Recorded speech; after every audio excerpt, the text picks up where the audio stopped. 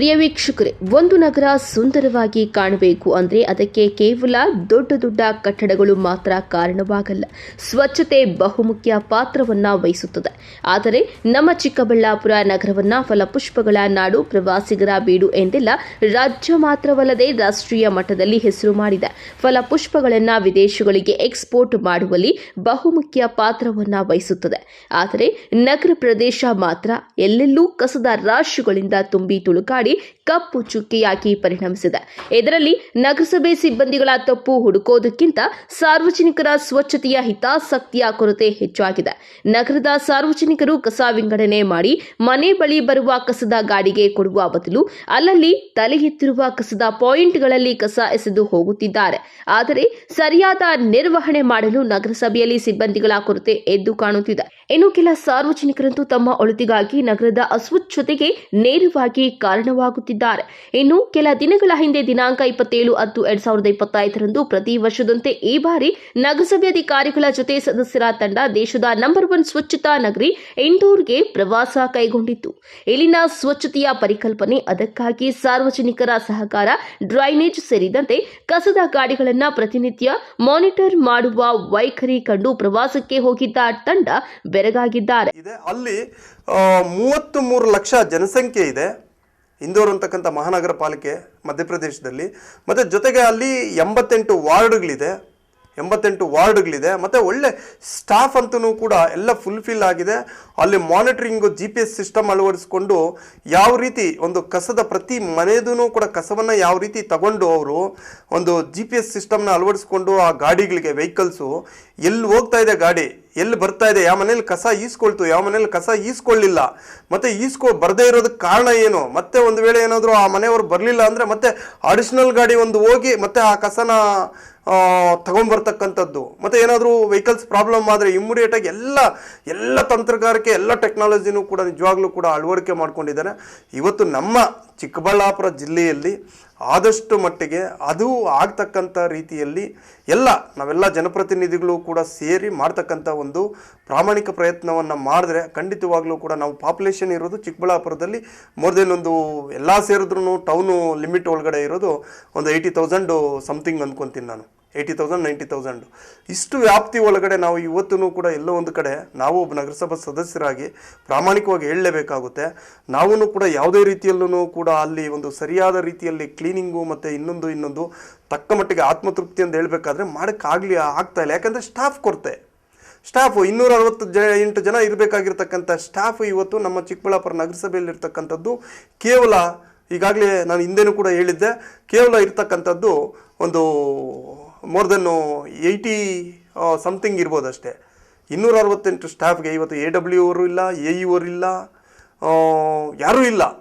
ಯಾವ ರೀತಿ ನಾವು ಪ್ರಗತಿಯನ್ನು ಕಾಣಲಿಕ್ಕೆ ಸಾಧ್ಯ? ಮತ್ತು ನಮ್ಮ ಒಂದು ಪ್ರಯತ್ನ ನಾವು ಏನು ಮಾಡಿದ್ರೂ ಕೂಡ ಪ್ರಯತ್ನ ಎಲ್ಲ ರೀತಿಯಲ್ಲೂ ಕೂಡ ಅಲ್ಲಿ ಸ್ಟಾಫ್ ಇಲ್ಲದೆ ಇರೋದ್ರಿಂದ ನಮ್ಮ ತೃಪ್ತಿಗನುಸಾರವಾಗಿ ಕೆಲಸ ಮಾಡಲಿಕ್ಕೆ ಖಂಡಿತವಾಗ್ಲೂ ಕೂಡ ನಮ್ಮ ಅವಧಿಯಲ್ಲಿ ಆಗಲಿಲ್ಲ ಅಂತೇಳ್ಬಿಟ್ಟು ಅಲ್ಲಿ ಯಾವುದೇ ರೀತಿ ನಾವು ಇಂದೋರ್ ಇರ್ತಕ್ಕಂಥ ಮಹಾನಗರ ಪಾಲಿಕೆಯಲ್ಲಿ ಯಾವುದೇ ಕಾರಣಕ್ಕೂ ಕೂಡ ಒಂದು ಪ್ಲಾಸ್ಟಿಕ್ ಪೇಪರನ್ನು ಯಾವುದೇ ಅಂಗಡಿಯಲ್ಲಾಗಲಿ ಅಥವಾ ಪಬ್ಲಿಕ್ ರೋಡಲ್ಲಾಗಲಿ ಅಥವಾ ಯಾವುದೇ ಒಂದು ತ್ಯಾಜ್ಯ ಘಟಕಗಳಲ್ಲಾಗಲಿ ಡಸ್ಟ್ಬಿನ್ಗಳಲ್ಲಾಗಲಿ ಖಂಡಿತ ನೋಡಲಿಕ್ಕೆ ಸಾಧ್ಯನೇ ಇಲ್ಲ. ನಾವು ಅಷ್ಟು ಸರ್ಚ್ ಮಾಡಿದ್ದೀವಿ, ಯಾವ ಅಂಗಡಿಯಲ್ಲೂ ಸಿಗಲಿಲ್ಲ.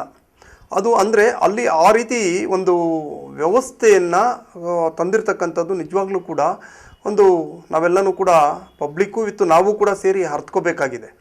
ಜೊತೆಗೆ ಅಲ್ಲಿ ಏನು ಒಂದು ಆ ಮೇಂಟೆನೆನ್ಸು ಮತ್ತು ಆ ವಾರ್ಡ್ಗಳು, ಯಾವುದೇ ವಾರ್ಡ್ಗಳಿಗೆ ನಾವು ವಿಸಿಟ್ ಕೊಟ್ಟಾಗ ಆ ವಾರ್ಡ್ಗಳು ಎಷ್ಟು ಕ್ಲೀನಾಗಿರ್ತಾ ಇತ್ತು, ನೀಟ್ನೆಸ್ ಇತ್ತು. ಆ ರಸ್ತೆಗಳು ಮತ್ತು ಆ ಫುಟ್ಪಾತ್ಗಳು ಮತ್ತು ಅಲ್ಲಿ ಕೆಲವು ಮಂದಿರಗಳಿದೆ ಮತ್ತು ಪಾರ್ಕಿಂಗ್ ಜಾಗಗಳಿಗೆ ಹೋಗಿದ್ವಿ. ನಿಜವಾಗ್ಲೂ ಕೂಡ ಎಷ್ಟು ನೀಟಾಗಿತ್ತು ಅಂದರೆ ಅಷ್ಟೇ ನೀಟಾಗಿತ್ತು.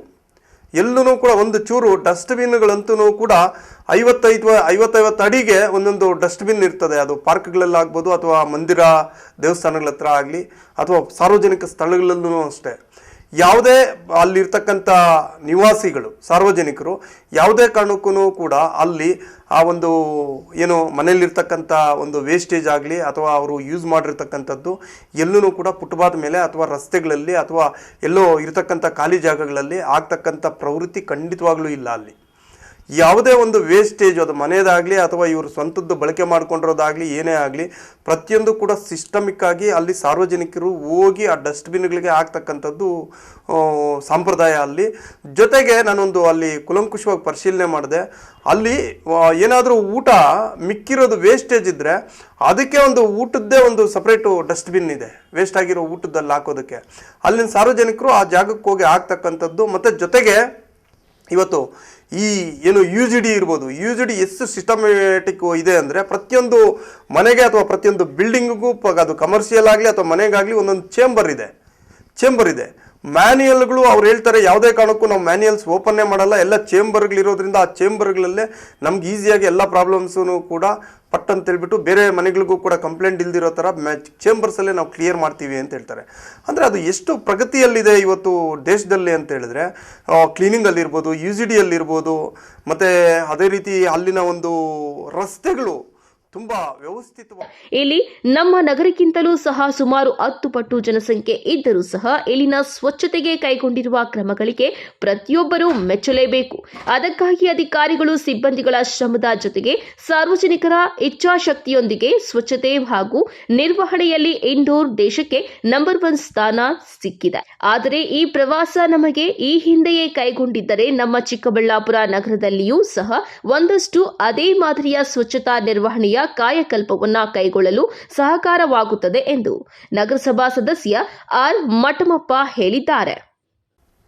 ಏನು ಕಳೆದ ಕೆಲ ದಿನಗಳ ಹಿಂದೆ ನಮ್ಮ ಚಿಕ್ಕಬಳ್ಳಾಪುರ ನಗರಸಭೆ ವತಿಯಿಂದ ನಾವು ಮಧ್ಯಪ್ರದೇಶದ ಇಂದೋರ್ ಅಂತಕ್ಕಂಥ ಹೆಡ್ ಕ್ವಾರ್ಟರ್ ಡಿಸ್ಟಿಕ್ಕು, ಆ ಮಹಾನಗರ ಪಾಲಿಕೆಗೆ ವಿಸಿಟ್ ಕೊಟ್ಟಿದ್ವಿ. ನಿಜವಾಗ್ಲೂ ಕೂಡ ಆ ಒಂದು ವಿಸಿಟ್ ಕೊಟ್ಟಿದ್ದಕ್ಕೆ ತುಂಬ ರೀತಿಯಾದಂಥ ಮಾಹಿತಿಗಳನ್ನು ಪಡ್ಕೊಂಡ್ವಿ.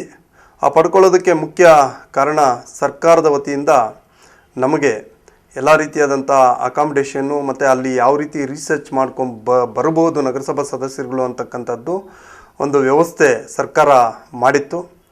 ಆದರೆ ಹಿಂದೆ ನಮಗೆ ಸುಮಾರು ಒಂದು 4-5 ವರ್ಷಗಳ ಹಿಂದೆ ಈ ರೀತಿಯಾದಂಥ ಒಂದು ಪ್ರವಾಸ ಅಲ್ಲಿ ರಿಸರ್ಚ್ ಮಾಡೋದಕ್ಕೆ ಅವಕಾಶ ಮಾಡಿಕೊಟ್ಟಿದ್ದರೆ ಖಂಡಿತ ನಾವು ಅಲ್ಲಿಂದ ಬಂದು ಒಂದಷ್ಟು ಪ್ರೋಗ್ರೆಸಿವ್ ಇಲ್ಲಿ ಇರ್ತಕ್ಕಂಥದ್ದನ್ನು ಪ್ರೋಗ್ರೆಸಿವ್ ತರಲಿಕ್ಕೆ ಚಿಕ್ಕಬಳ್ಳಾಪುರ ನಗರಸಭೆ ಏನು ಜುರಿಸ್ಡಿಕ್ಷನಲ್ಲಿ ಮಾಡ್ಬೋದಾಗಿತ್ತು. ನಾವು ನಗರಸಭಾ ಸದಸ್ಯರುಗಳು ಹೋಗಿ ಅಲ್ಲೆಲ್ಲ ನೋಡಿದ್ವಿ. ನಿಜವಾಗ್ಲೂ ಕೂಡ ತುಂಬ ಚೆನ್ನಾಗಿತ್ತು. ಒಂದಷ್ಟು ಜನ ಹೆಲ್ತ್ ಡಿಪಾರ್ಟ್ಮೆಂಟು, ನಮ್ಮ ನಗರಸಭೆ ಸ್ಟಾಫು, ಕಮಿಷನರ್ ಅವರು, ಸದಸ್ಯರುಗಳು ಹೋಗಿ ಅಲ್ಲೆಲ್ಲ ನಾವು ನೋಡಿದಾಗ ನಿಜವಾಗ್ಲೂ ಕೂಡ ನಮಗೆ ತುಂಬ ಸರ್ಪ್ರೈಸ್ ಅನ್ನಿಸ್ತು. ಅದು ಇಡೀ ನಮ್ಮ ಇಂಡಿಯಾದಲ್ಲಿ ಮಧ್ಯಪ್ರದೇಶ ಏನು ಇಂದೋರ್ ಅಂತಕ್ಕಂಥ ಡಿಸ್ಟಿಕ್ ಮಹಾನಗರ ಪಾಲಿಕೆ ಇವತ್ತು ಕ್ಲೀನಿಂಗಲ್ಲಿ, ಮೇಂಟೆನೆನ್ಸಲ್ಲಿ ನಂಬರ್ 1 ನಮ್ಮ ದೇಶದಲ್ಲಿದೆ.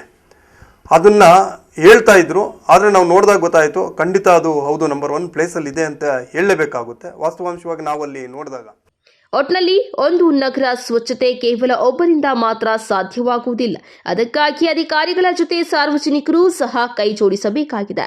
ಒಂದು ವೇಳೆ ಕೈ ಜೋಡಿಸಿದ್ರೆ ಮುಂದೊಂದು ದಿನ ಚಿಕ್ಕಬಳ್ಳಾಪುರ ನಗರವೂ ಸಹ ಸ್ವಚ್ಛತಾ ನಗರ ಆಗುವುದರಲ್ಲಿ ಸಂದೇಹವೇ ಇಲ್ಲ ಎಂಬುದೇ ನಮ್ಮ ಆಶಯ. Lakshminarayan, MMTV news bureau, Chikkaballapur.